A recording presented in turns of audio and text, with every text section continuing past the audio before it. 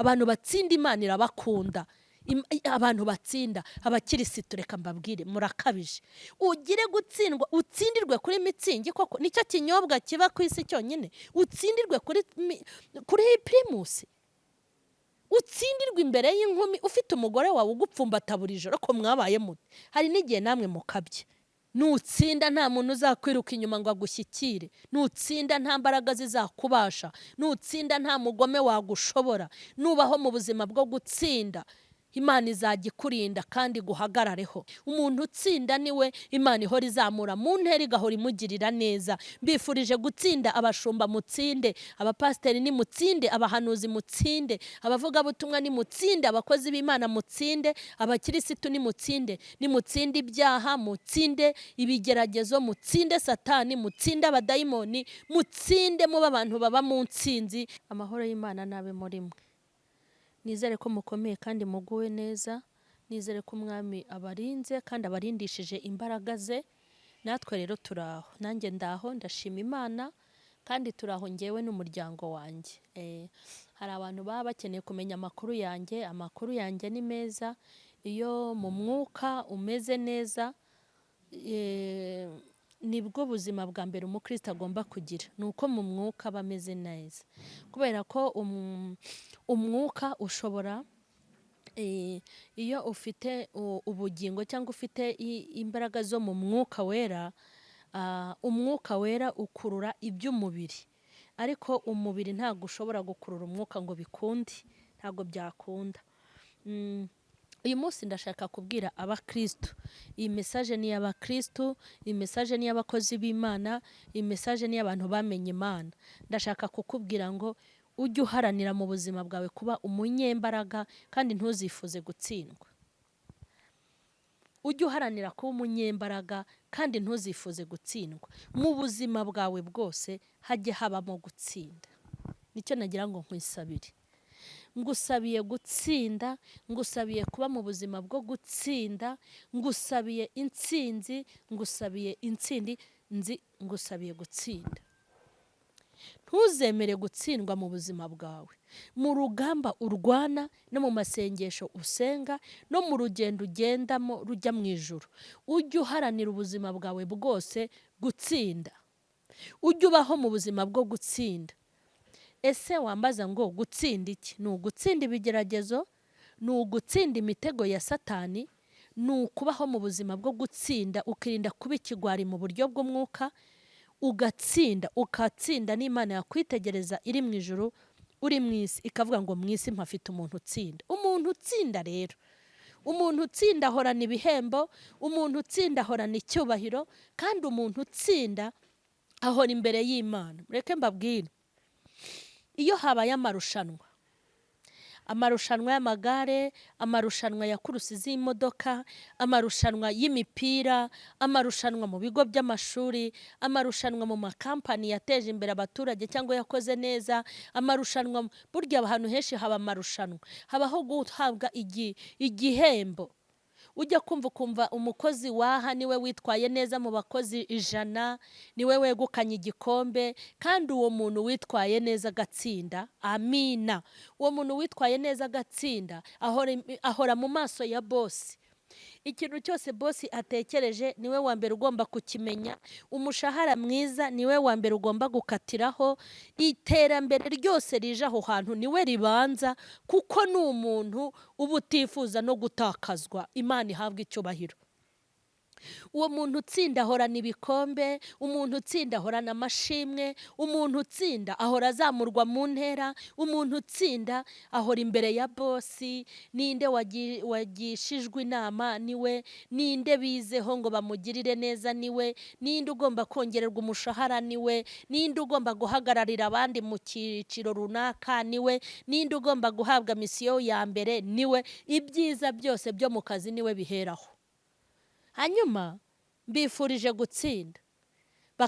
bakamushyira ku byapa, bakamushyira ku mapubulisite kuko yatsinze, abantu bose bakamumenya, akamamara, akaba umusitari, agakomera. Kandi iyo akomeye ntabwo akomera wenyine, Imana ishimwe, akomerana n'abo bavukana, agakomerana n'inshuti ze, agakomerana n'umuryango avukamo. Hari abantu benshi bagiye batsinda imiryango yabo ibyungukiramo, kuko ufite umwana watsinze ku kigo cy'amashuri, ukagira umwana watsinze ku rwego rw'igihugu, ukagira umwana watsinze ahantu runaka, uko biri kose n'ababyeyi bakubyaye n'abo muvukana bibatera ishema kuko muvukana ari umuryango umwe. Mbifurije gutsinda,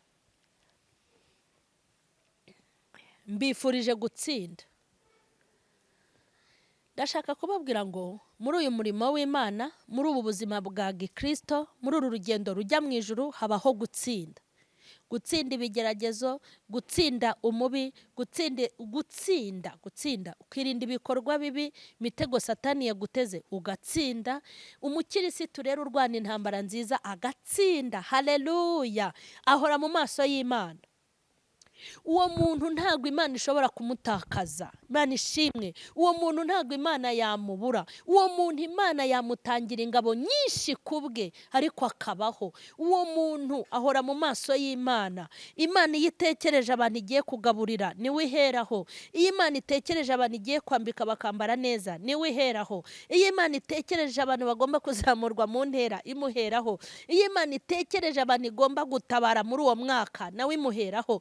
Umuntu utsinda ni inshuti y'Imana. Umuntu utsinda ibigeragezo, agatsinda ibishuko, agatsinda satani, agatsinda abadayimoni, agatsinda imitego y'umwijima, Imana yamwitegereza ikamubonana intsinzi. Agatsinda imbere y'abakobwa, agatsinda imbere y'abagabo, agatsinda imbere y'abashugadadi, agatsinda imbere y'abashugamami, agatsinda imbere y'amafaranga ataraye, agatsinda. Uwo muntu ahora imbere y'Imana. Umuntu uhora imbere y'Imana rero ni umuntu udashobora gupfa. Ni umuntu utarwanya uko ntabwo wamufata uko ubyumva. Ni umuntu udashobora, uhora mu mugambi w'Imana, agahora mu bitekerezo by'Imana. Mbifurije gutsinda. Imana ibahe ubuzima bwo gutsinda. Kandi mujye musaba Imana, mujye muhora mu buzima bwo gutsinda. Imana iyo igufite mu isi uri umusore utsinda, uba uri imari. Nta muntu wakwisukira ngo agushobore. Burya abantu bazi no kwiyemeza no kwiyaminiye, baranagashoboye. Umuntu utsinda ahora ku mutima w'Imana. Umuntu utsinda ahora mu bitekerezo by'Imana. Umuntu utsinda ahora mu mugambi w'Imana. Imana ihora imutekerezaho. Ni nayo mpamvu burya ikamyo ishobora guhirima uwo muntu akahita arokoka. Ni nayo mpamvu wamuroga ukamuha ikiro cy'uburozi bigahinduka umuti, bigakoropa imyanda yo mu nda akajya kubishyira hariya hirya. Uwo muntu rero bisa nkubwire ngo iki, ninde se wamushobora? Ninde wamubasha?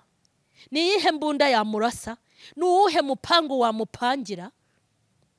Ni ikihe gikorwa kibi se wakorera uwo muntu ra? Ni ikihe cyuma wamutera? Ni ubuhe bugambanyi bwamushobora? Umuntu utsinda. Bifurije gutsinda. Kuko muri iki gihugu hari abantu bahaba b'ingirakamaro, bagiye batsinda. Kandi iyo utsinze ubutumye igihugu gitera imbere.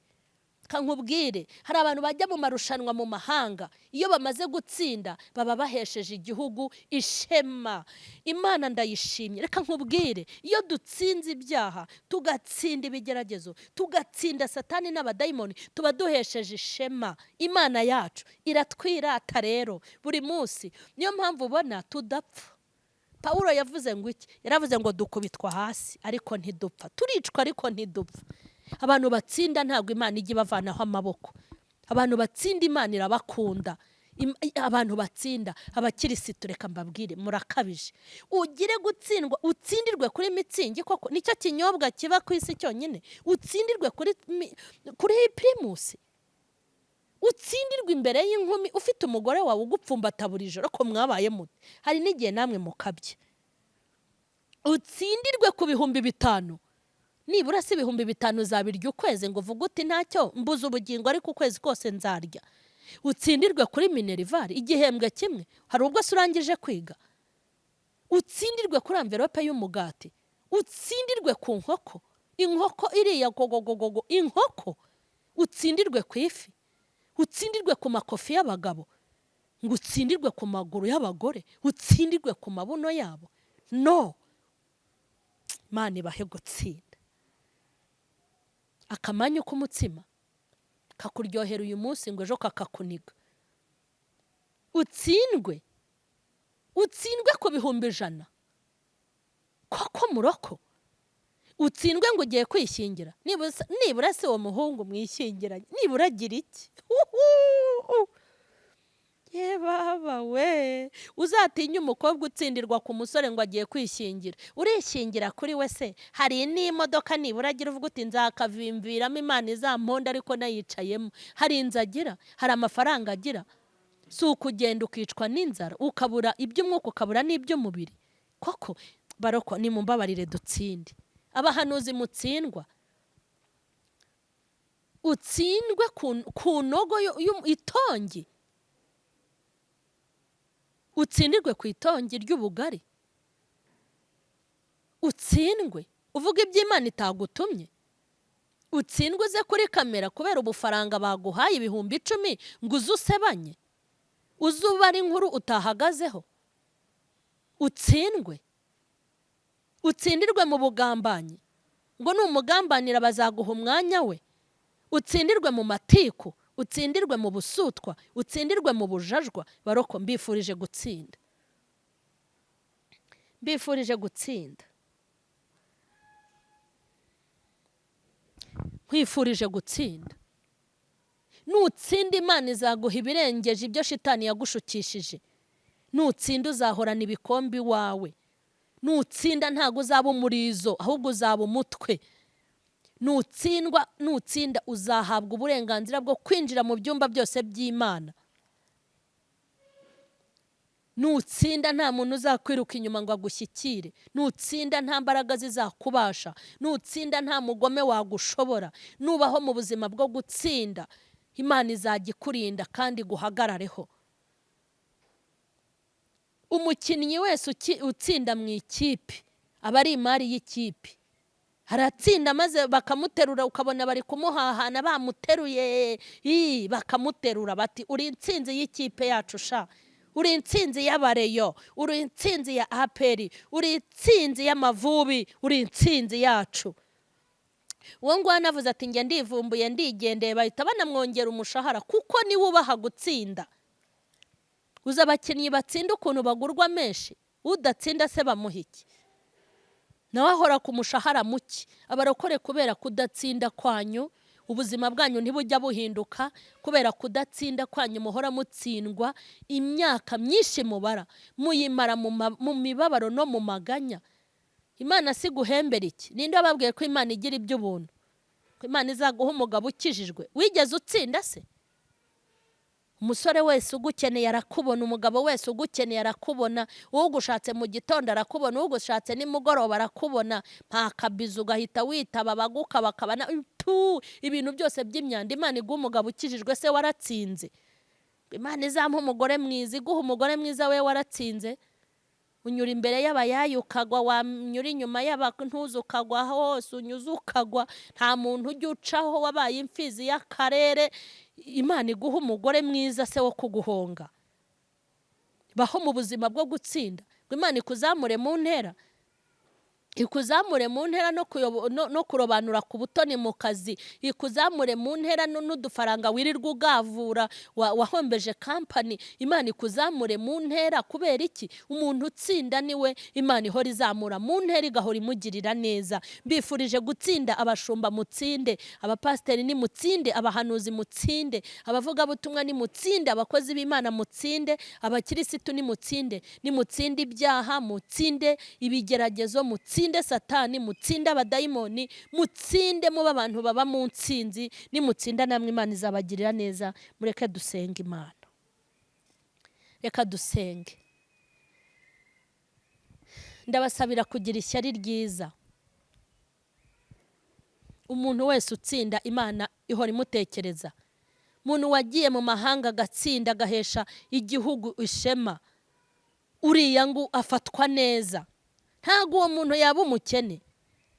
Ubwo se waba utsinda ibitego muri reyo ugahinduka umukene? Uragenda ukagura imodoka, ukagira inzu, ugahinduka umusitare, ukaba Imana y'abareyo cyangwa ukaba Imana y'Amavubi. Ubu uri Imana yaho. Umwana watsinze mu gihugu agatsinda mu ishuri, hahinduka intwara akiri muto, n'ababyeyi be bakabyungukiramo baba ari n'abakene, bakaba batangiye kuzahuka. Reka mbabwire buriya n'abantu bashinzwe umutekano nk'abasirikare n'abapolisi, ariya manyenyeri bahabwa yose nta handi aturuka. Hari ibintu baba batsinze, hari ibikorwa by'ubutwari baba berekanye. Ugira ngo se bapfa kugufata bakagushyiraho amapeti? Ntago bishoboka. Kandi mureke mbabwire, hari ibintu ukora ukagenda utsinda bakanagutega imitego, ntubimenye ko bayiguteze, ariko ugatsinda. Ukazashiduka wumvise telefone y'umugisha, hakomwe Imana ikubwira ngo hari telefone y'umugisha izaguhamagara.